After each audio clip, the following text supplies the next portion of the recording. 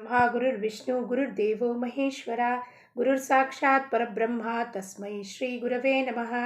जया जया जनी जन्म नामार्थ झाला, जयाने सदा वासनामात केला.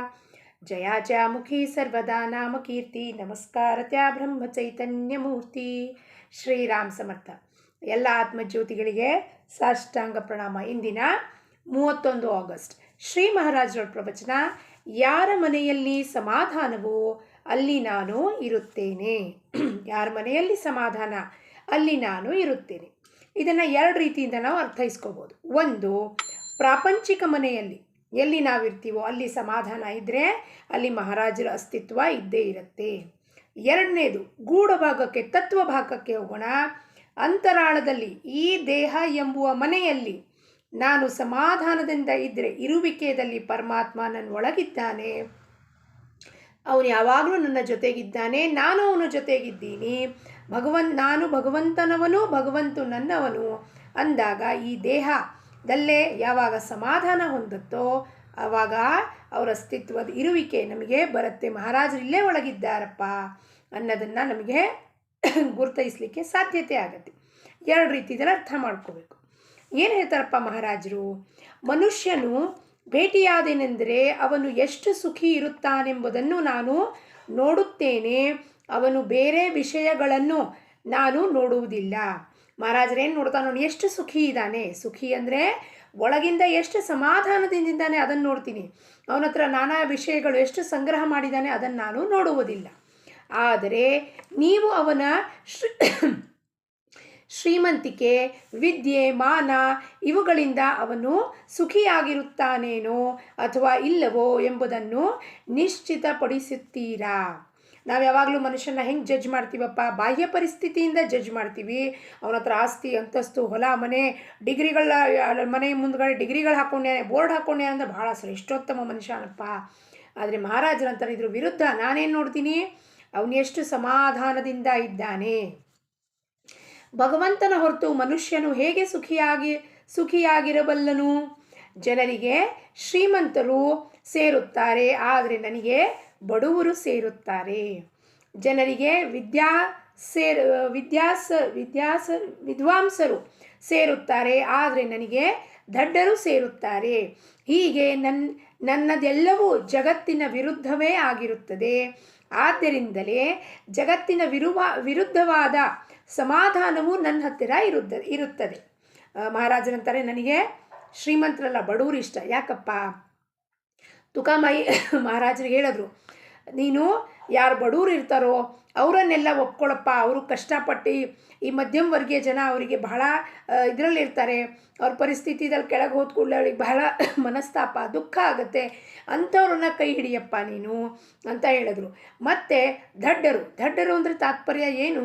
ಯಾರಿಗೇನೂ ಗೊತ್ತಿರೋದಿಲ್ವೋ, ಮುಗ್ಧರಾಗಿರ್ತಾರೋ, ನನಗೆ ಭಗವಂತನ ಬಗ್ಗೆ ಗೊತ್ತಿಲ್ಲ, ಪ್ರಪಂಚದ ಬಗ್ಗೆ ಗೊತ್ತಿಲ್ಲ, ಏನೂ ಗೊತ್ತಿಲ್ಲ, ಮಹಾರಾಜ್ ನೀವೇ ಹೇಳಿ ಅಂಥವ್ರು ಕಣ್ಣು ಮುಚ್ಕೊಂಡು ಮಹಾರಾಜರ ಬಗ್ಗೆ ಒಂದು ಸಂಪೂರ್ಣ ನಂಬಿಕೆ ಇಟ್ಟು ತಕ್ಷಣಕ್ಕೆ ಮಹಾರಾಜರು ಹೇಳಿದ ಕೆಲಸ ಮಾಡ್ತಾರೆ. ಆದರೆ ನಾವೇನಪ್ಪ, ನಾವು ಇಂಟೆಲೆಕ್ಚುಯಲ್ ಪೀಪಲ್ ಅಂತೀವಿ. ನಾವು ಹೆಂಗೆ ತರ್ಕ ಬುದ್ಧಿ ಉಪಯೋಗಿಸೋರು.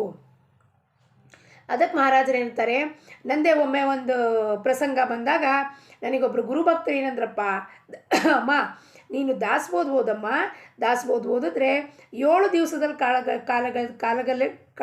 ಕಾಲದಲ್ಲಿ ನಿನಗೆ ಸಮರ್ಥರು ಯಾವುದೋ ರೂಪದಲ್ಲಿ ಬಂದು ದರ್ಶನವನ್ನು ನೀಡ್ತಾರೆ. ಇದು ಖಂಡಿತ ಶತಸಿದ್ಧಾನಮ್ಮ, ನಂಬು ನನ್ನ ಮಾತು ಅಂತ. ಆಯಿತು ಅಂತ ಹೇಳಿ ದಾಸಬೋಧ ಓದೋದು ಶುರು ಮಾಡಬೇಕಾಗಿತ್ತು. ಅದ್ರ ಬದಲಾಗಿ ನಾನೇನು ಪ್ರಶ್ನೆ ಮಾಡಿದ್ನಪ್ಪ? ಎದಕ್ಕಪ್ಪ ಪ್ರಶ್ನೆ ಮಾಡಿದೆ?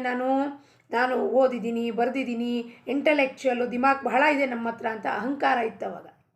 ಏನು ಕೇಳಿದೆ?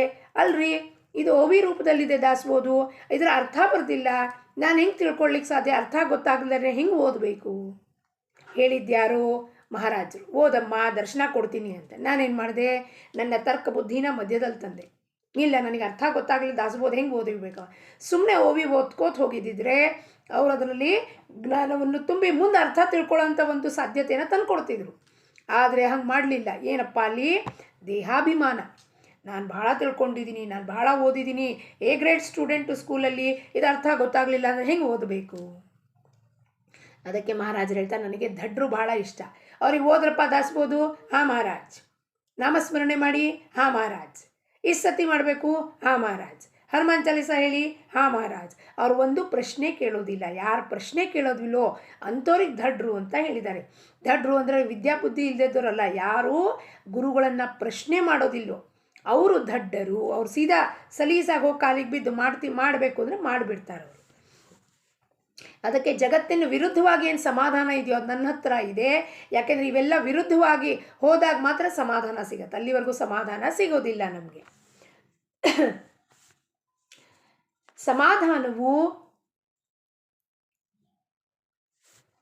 ಸಮಾಧಾನವು ಯಾವುದರಲ್ಲಿ ಹಾಗೂ ಎಲ್ಲಿ ಇರುತ್ತದೆ ಎಂಬುದನ್ನು ನಾನು ಶೋಧ ಮಾಡಿದೇನು. ನಾನು ಸಮಾಧಾನ ರೂಪವಾಗಿರುತ್ತೇನೆ. ಮಹಾರಾಜರಂದರೆ ಮೂರ್ತಿಮಂತ ಸಮಾಧಾನ, ಪ್ರೇಮ, ದಯಾ, ಕ್ಷಮಾ, ಶಾಂತಿ, ಮೂರ್ತಿಮಂತ ಸಮಾಧಾನ. ಯಾರ ಮನೆಯಲ್ಲಿ ಸಮಾಧಾನ ಇರುತ್ತದೆಯೋ ಅಲ್ಲಿ ನಾನು ಇರುತ್ತೇನೆ. ಯಾರು ನನ್ನವರಾಗಿರುತ್ತಾರೋ ಆದರೆ ಸಮಾಧಾನವಿಲ್ಲವೋ ನನಗೆ ಅವರ ಹತ್ತಿರ ಇರಲು ಕಷ್ಟವಾಗುತ್ತದೆ. ಮಹಾರಾಜರಂತಾರೆ, ಯಾರು ನನ್ನವರಾಗಿರ್ತಾರೆ ಆದರೆ ಅವ್ರ ಹತ್ರ ಸಮಾಧಾನ ಇಲ್ಲ, ಅಲ್ಲಿ ಭಾಳ ಕಷ್ಟ ಆಗತ್ತೆ ನನಗಿರಲಿಕ್ಕೆ. ನಾನು ಅತ್ಯಂತ ಸಮಾಧಾನಿಯಾಗಿರುತ್ತೇನೆ. ನೀವು ಕೂಡ ಅತ್ಯಂತ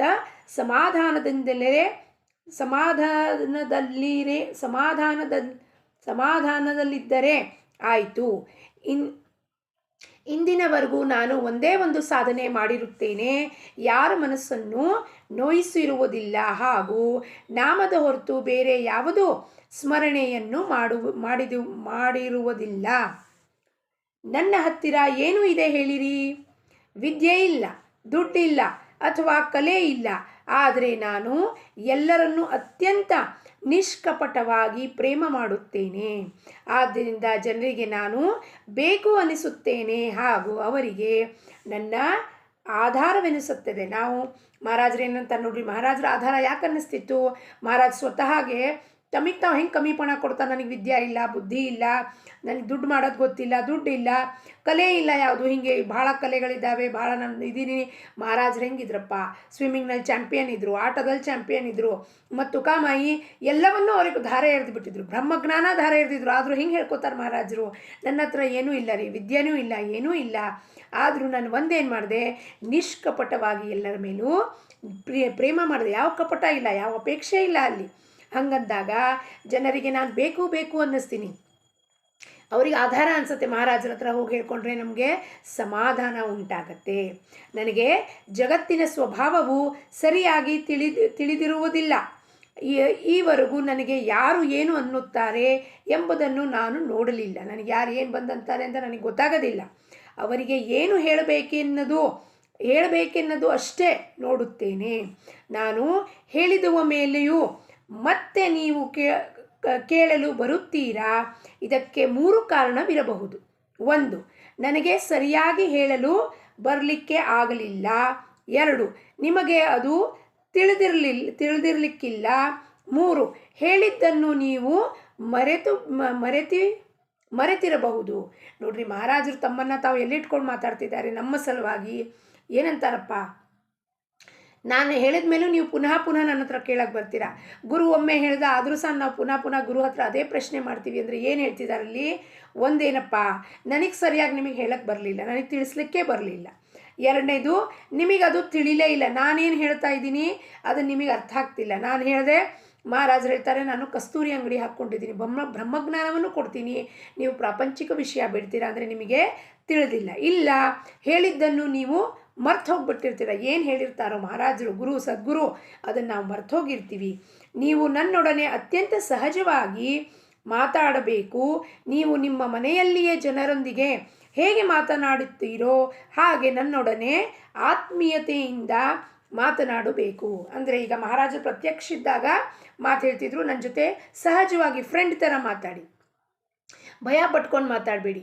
2ನೇದು, ಮಹಾರಾಜರ ಅಸ್ತಿತ್ವ ದೇಹದಿಲ್ಲ, ಆದರೆ ಅವ್ರು ನಮ್ಮ ಸುತ್ತಮುತ್ತಲೂ ಇದ್ದಾರೆ ಅಂದಾಗ ನಮಗೆ ಏನಾದರೂ ಒಂದು ಮಾತು ಬಂತು, ಮನಸ್ಸಿನಲ್ಲಿ ಬೇಜಾರಾಯಿತು ಅಥವಾ ಒಳ್ಳೆಯದೇ ಮಾತಾಯಿತು, 2 ಮಾತನ್ನು ಮಹಾರಾಜರ ಫೋಟೋ ಮುಂದೆ ನಿಂತ್ಕೊಂಡು, ಮಹಾರಾಜ್ ಇಂಥದ್ದೊಂದು ಪರಿಸ್ಥಿತಿ ಬಂದಿದೆ, ಏನು ಮಾಡಲಿ? ಭಾವು ಸಾಹೇಬ್ ಕೇತ್ಕರ್, ತಾತ್ಯಾ ಸಾಹೇಬ್ ಕೇತ್ಕರ್ ಮತ್ತು ಅಣ್ಣಾ ಸಾಹೇಬ್ ವರ್ಟಿಕರ್, ವರ್ಟಿಕರ್ अण्णांच्या गोष्टीमध्ये ಹೇಳ್ತಾರೆ, ಅವ್ರು ಏನಾದ್ರು ಒಂದು ಮಾತು ಬಂತು ಅಂದರೆ ಜಾ ಮಹಾರಾಜನ್ಸ ಕಾನಾವರ್ಗ ಹಾಲ್ ಅಂತ ಅಂದ್ಬಿಟ್ಟು ಹೇಳ್ತಿರ್ತಾರೆ. ಅಂದರೆ ಮಕ್ಕಳಿಗೆಲ್ಲರಿಗೂ ಅವ್ರಿಗೆಲ್ಲ ಮನೆಯವ್ರಿಗೆಲ್ಲರಿಗೂ ಹೇಳ್ತಾರೆ ಮಹಾರಾಜ್ರಿಗೆ ಹೇಳ್ರಿ ಅಂತ. ಫೋಟೋ ಮುಂದೆ ನಿಂತ್ಕೊಂಡು ಹೇಳ್ಬಿಟ್ಟು, ಮಹಾರಾಜ್ ಇವತ್ತು ನನ್ನ ಆಪ್ರೇಷನ್ ಇದೆ, ಹೋಗಬೇಕಾಗಿದೆ, ಎಲ್ಲ ನೀವು ಅನುಕೂಲ ಮಾಡಿಕೊಡಿ, ನೀವೇ ನೋಡ್ಕೊಳ್ಳಿ ಅಂತ ಹೇಳ್ತಿರ್ತಾರೆ. ಅಂದರೆ ಏನಪ್ಪ, ಮಹಾರಾಜರಿಗೆ ಆಮೇಲೆ ಹೇಳಿದ್ಮೇಲೆ ಮಹಾರಾಜಂಚೆ ಕಾನಾವರ್ಗ ಹತ್ಲನ झालं संपली आपली ಜವಾಬ್ದಾರಿ ಅಂತಂದರೆ ನಮ್ಮ ಜವಾಬ್ದಾರಿ ಅವರಿಗಿರುತ್ತೆ. ಅವ್ರಿಗೆ ಎಷ್ಟು ನಮ್ಮ ಬಗ್ಗೆ ಕಾಳಜಿ ಇರುತ್ತೆ ಅಂದರೆ ಪ್ರತಿಯೊಂದು ಮಾತನ್ನು ಹೋಗಿ ಭಗವಂತನಿಗೆ ಹೇಳಬೇಕು. ಹೆಂಗಪ್ಪ ನಾವು ನಮ್ಮ ಮನೆಯಲ್ಲಿರೋ ಜನಕ್ಕೆ ಹೆಂಗೆ ಹೇಳ್ತಿರ್ತೀವಿ, ಏನೋ ಮಾತು ಬಂತು, ಗಂಡನಿಗೆ ಹೇಳಿದ್ವಿ, ಅತ್ತೆಗೆ ಹೇಳಿದ್ವಿ, ಜಗಳ ಮಾಡಿದ್ವಿ, ಅದೇ ರೀತಿಯಲ್ಲಿ ನನಗೆ ಬೇಜಾರಾಯಿತು, ನನಗೆ ಒಂದು ಖುಷಿ ಮಾತಾಯಿತು, ಆನಂದದ ಮಾತಾಯಿತು, ಪ್ರಾಪ್ತಿ ಆಯಿತು, ಮಹಾರಾಜ್ ಇವತ್ತು ನೋಡಿ ನಿಮ್ಮ ಆಶೀರ್ವಾದದಿಂದ ಇದು ನಾನು ಪಡ್ಕೊಂಡಿದ್ದೀನಿ ಮಹಾರಾಜ್, ಅಲ್ಲಿ ಹೋಗ್ತಾ ಇದ್ದೆ ಹಾಗಾಗಿತ್ತು, ನಾನು ಬಿಟ್ಬಿಟ್ಟೆ ಮಹಾರಾಜ್ ಆಪ್ರೇಷನ್ಗೆ ಹೋಗ್ತಾ ಇದ್ದೀನಿ, ನೀವೇ ಕಾಪಾಡಬೇಕು ಅಂದಾಗ ಮಹಾರಾಜರು ನಮ್ಮನ್ನು ನೋಡ್ಕೋತಾರೆ. 2020ರಲ್ಲಿ ಆವಾಗ ನನಗೆ ಹಾರ್ಟ್ ಅಟ್ಯಾಕ್ ಆಗಿತ್ತು. ಅವತ್ತಿನ ದಿವಸ ಯಾವತ್ತು ನಾನು ಡಾಕ್ಟ್ರ್ ಹತ್ರ ಹೋಗಬೇಕಾಗಿತ್ತು ಅವತ್ತು ಮಹಾರಾಜರ ಜಯಂತಿ ಇತ್ತು. ನಾನು ಏನೂ ಮಾಡಲಿಕ್ಕಾಗೋದಿಲ್ಲ, ಸುಸ್ತಾಗಿಬಿಟ್ಟಿತ್ತು. ಅದಕ್ಕೆ ಮಹಾರಾಜರಿಗೆ 4 ಹೂ ಏರಿಸಿ ಒಂದೇ ಒಂದು ಮಾತು ಹೇಳಿದೆ, ಮಹಾರಾಜ್ ಇಂದಿನ ನಿಮ್ಮ ಜಯಂತಿಗೆ ನಾನು ಏನೂ ಮಾಡಲಿಕ್ಕಾಗೋದಿಲ್ಲ, ಬರಲಿಕ್ಕಾಗಲಿಲ್ಲ ನನಗೆ ಅಲ್ಲಿ ಜಯಂತಿ ಉತ್ಸವಕ್ಕೆ. ಅದಕ್ಕೆ ಈ 4 ಹೂವನ್ನ ನಿಮ್ಮ ಚರಣಕ್ಕೆ ಅರ್ಪಿಸ್ತೀನಿ ಮಹಾರಾಜ್, ನೀವೇ ನೋಡ್ಕೊಳ್ಳಿ ಅಂತ ಒಂದೇ ಒಂದು ಮಾತು ಅವ್ರಿಗೆ ಹೇಳಿದೆ. ಇವತ್ತು ನನ್ನ ಕೈಲಿ ಆಗಲಿಲ್ಲ, ಏನೂ ಮಾಡಲಿಕ್ಕಾಗಲಿಲ್ಲ, ನಿಮ್ಮ ಧ್ಯಾನ ಮಾಡಲಿಕ್ಕಾಗಲಿಲ್ಲ, ಪೂಜೆ ಮಾಡಲಿಕ್ಕಾಗಲಿಲ್ಲ, ಅದಕ್ಕೆ ಜಪ ಮಾಡಲಿಕ್ಕಾಗಲಿಲ್ಲ, ಮಹಾರಾಜ್ ನೀವೇ ಕಾಪಾಡಿ ಅಂತ ಒಂದೇ ಒಂದು ಮಾತು ಹೇಳಿ ಹೋಗಿದ್ದೆ ನಾನು. ಎಷ್ಟು ಆತ್ಮೀಯತೆಯಿಂದ ನಾವು ಹೇಳಬೇಕು ಅಂದರೆ ಮಹಾರಾಜರು ಎಲ್ಲವನ್ನೂ ಕೇಳಿಸ್ಕೊತಿದ್ದಾರೆ.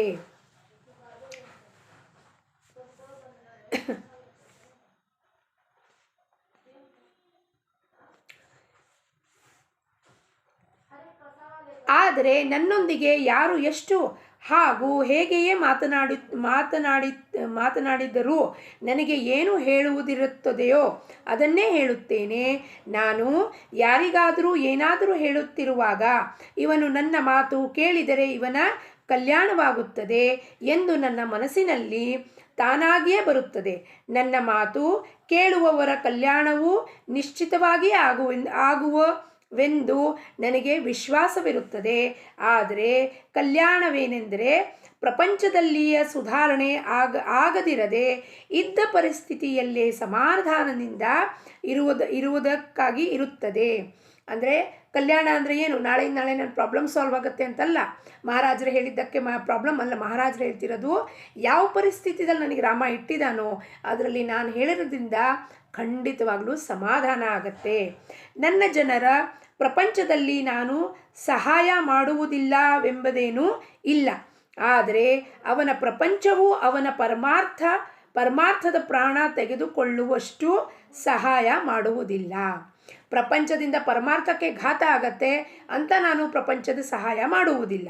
ಹೀಗೆ ಮಾಡುವುದಿದ್ದರೆ ಅವನು ಅಳಬಹುದು, ನನ್ನ ಮೇಲಿನ ಅವನ ಶ್ರದ್ಧೆ ಕಡಿಮೆಯಾಗಬಹುದು. ಆದರೆ ಅವನು ಬದುಕುತ್ತಾನೆ ಎಂಬುದನ್ನು ನಿಶ್ಚಿತವಾದದ್ದು ಹಾಗೂ ಬದುಕಿದ ಮೇಲೆ ಇಂದೆಲ್ಲ ನಾಳೆ ನಾಮ ತೆಗೆದುಕೊಳ್ಳುತ್ತಾನೆ. ಮಹಾರಾಜರಂತರ ಪ್ರಾಪಂಚಿಕ ವಿಷಯ ಕೇಳಿದಾಗ ನಾನು ಅವ್ರಿಗೆ ಕೊಡದೇ ಇರಬಹುದು, ಆದರೆ ಅವನು ಬದುಕ್ತಾನೆ ಇಷ್ಟು ಮಾತ್ರ ಖಾತ್ರಿ ಇದೆ. ಯಾಕಪ್ಪ, ಏನು ವಸ್ತು ಕೊಡಬೇಕಾಗಿದೆಯೋ ಅದರ ಅವನಲ್ಲಿ ಹಿತ ಇಲ್ಲ, ಇದು ನನಗೆ ಗೊತ್ತು. ಅದಕ್ಕೆ ನಾನು ಏನು ಮಾಡ್ತೀನಿ, ಸಹಾಯ ಸಮಯದಲ್ಲಿ ಅದು ವಸ್ತು ಕೊಟ್ಟು ಸಹಾಯ ಮಾಡುವುದಿಲ್ಲ. ಅವನು ಅಳಬಹುದು ಅಥವಾ ಬೇಜಾರು ಮಾಡ್ಕೋಬಾರ್ದು, ಮಹಾರಾಜರು ಹಿಂಗೆ ಮಾಡಿಬಿಟ್ರು ಅಂತ ಶ್ರದ್ಧೆ ಕಡಿಮೆ ಆಗ್ಬೋದು. ಆದರೆ ಖಂಡಿತವಾಗ್ಲೂ ಬದುಕ್ತಾನೆ, ಇವತ್ತಲ್ಲ ನಾಳೆ ನಾಮದ ಪ್ರೇಮ ಹತ್ತಿ ನಾಮ ತಗೊಳ್ತಾನೆ. ರೋಗಿಯು ಸತ್ತ ಮೇಲೆ ಅವನಿಗೆ ಔಷಧ ಕೊಟ್ಟು ಪ್ರಯೋಜನವೇನು? ನಾನು ಒಮ್ಮೆ ಬೀಜ ಬಿತ್ತುತ್ತೇನೆ, ಇಂದಿಲ್ಲ ನಾಳೆ ಅದು ವೃಕ್ಷವಾಗದೇ ಇರುವುದಿಲ್ಲ. ಏನಂತಾರಪ್ಪ ಮಹಾರಾಜರು, ಸತ್ತ ಮೇಲೆ ರೋಗಿ ಬಾಯೆಲ್ಲ ಔಷಧಿ ಹಾಕಿ ಏನು ಉಪಯೋಗ ರೀ? ವೆಂಟಿಲೇಟರ್ ಹಾಕಿ ಸತ್ತ ಮೇಲೆ ವೆಂಟಿಲೇಟರ್ ಎಷ್ಟೇ ಹಾಕಿದರೂ ಏನು ಉಪಯೋಗ? ಅದಕ್ಕೆ ನಾನು ಒಮ್ಮೆ ಬೀಜ ಹಾಕಿದ್ನ, ರಾಮನಾಮ ಬೀಜ, ಶ್ರದ್ಧಾ ಭಕ್ತಿ ಜ್ಞಾನ ವೈರಾಗ್ಯದ ಬೀಜ ಹಾಕಿದ್ನ, ಇವತ್ತನ್ನ ನಾಳೆ ಅದು ವೃಕ್ಷ ಆಗೇ ಆಗತ್ತೆ. ಇಂದಿನ ಬೋಧವಚನ, ಈವರೆಗೆ ನಾನು ನಾಮದ ಹೊರತು ಬೇರೆ ಏನೂ ಹೇಳಿರುವುದೇ ಇಲ್ಲ. ಯಾರು ನನ್ನನ್ನು ಭೇಟಿಯಾಗಲು ಬರುತ್ತಾರೋ ಅವರ ಬಾಯಿಯಿಂದ ನಾಮ ನುಡಿಸುವುದು ನನಗೆ ಬಿಟ್ಟಿದ್ದು. ಯಾರು ಭೇಟಿಯಾಗ್ಲಿಕ್ಕೆ ಬರ್ತಾರೋ ಅವ್ರ ಬಾಯಿಂದ ನಾಮ ನುಡಿಸೋದು ನನ್ನ ಜವಾಬ್ದಾರಿ. ಇಲ್ಲಿವರೆಗೂ ಯಾರು ಬಂದಿದ್ದಾರೋ ಅವರಿಗೆ ನಾಮದ ಹೊರತು ನಾನು ಏನೂ ಹೇಳಿಲ್ಲ, ನಾಮಸ್ಮರಣೆ ಬಿಟ್ಟು ಇನ್ನೇನೂ ಮಾಡಬೇಡಿ, ಅದರಲ್ಲೇ ನಮ್ಮ ಕಲ್ಯಾಣ ಉಂಟು ಅಂತ ಶ್ರೀ ಮಹಾರಾಜರು ಇವತ್ತು ಬೋಧನೆ ಮಾಡ್ತಿದ್ದಾರೆ. ನಾವೆಲ್ಲರೂ ಸೇರಿ ಸತತವಾಗಿ ಸದ್ಗುರು ಕೊಟ್ಟಿದ್ದ ನಾಮಸ್ಮರಣೆಯನ್ನು ಮಾಡುತ್ತಾ ಅವರ ಪದವಿಗೆ, ಅವರ ಪಾದಕ್ಕೆ ನಾವೆಲ್ಲರೂ ಸೇರೋಣ ಅಂತ ಹೇಳುತ್ತಾ, ಜಾನಕಿ ಜೀವನ ಸ್ಮರಣ. ಜೈ ಜೈ ರಾಮ್. ಸದ್ಗುರು ಚರಣಾರವಿಂದಾರ್ಪಣಮಸ್ತು.